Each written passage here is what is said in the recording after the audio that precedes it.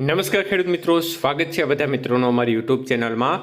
તો મિત્રો, જાણીતા વેધર એનાલિસ્ટ અશોકભાઈ પટેલ દ્વારા તારીખ 9 થી 16 જુલાઈ 2025 સુધીની સૌરાષ્ટ્ર, કચ્છ અને ગુજરાત માટેની મોટી આગાહી આપવામાં આવી છે। તો આ તારીખ દરમિયાન ગુજરાતનું હવામાન કેવું રહેશે તે વિશેની સંપૂર્ણ માહિતી આ વિડીયોમાં જોશું। તો જે પણ મિત્રો નવા હોય તે ચેનલને સબસ્ક્રાઈબ કરી લેજો।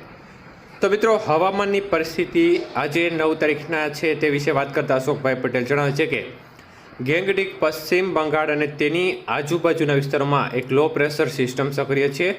તો એક અપર એર સાયક્લોનિક સર્ક્યુલેશન સમુદ્ર સપાટીથી 7.6 કિલોમીટરના લેવલ સુધી વિસ્તરેલું છે અને આવનાર 2 દિવસમાં તે ધીમી ગતિએ પશ્ચિમ ઉત્તર પશ્ચિમ દિશામાં ખસકી અને ઝારખંડ તેમજ ઉત્તર છત્તીસગઢ તરફ આવી શકે છે।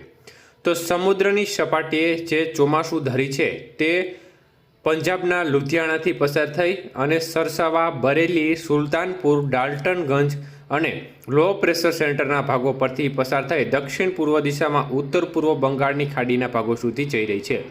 તો ઉત્તર હરિયાણા અને તેની આજુબાજુ પણ એક upper air cyclonic circulation system 1.5 કિલોમીટરના લેવલે જોવા મળી રહી છે।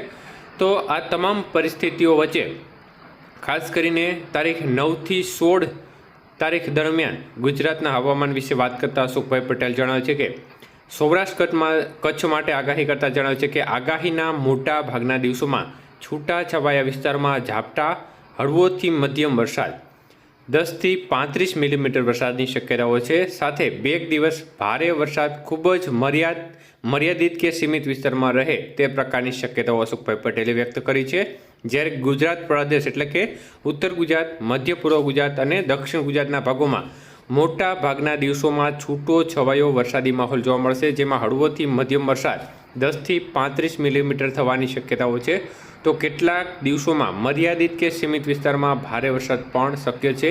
સૌરાષ્ટ્ર અને કચ્છ કરતાં ગુજરાત રિજિયનના ભાગોમાં વરસાદનું પ્રમાણ વધુ રહેશે તેવી વાત અશોકભાઈ પટેલે કરી છે। આભાર।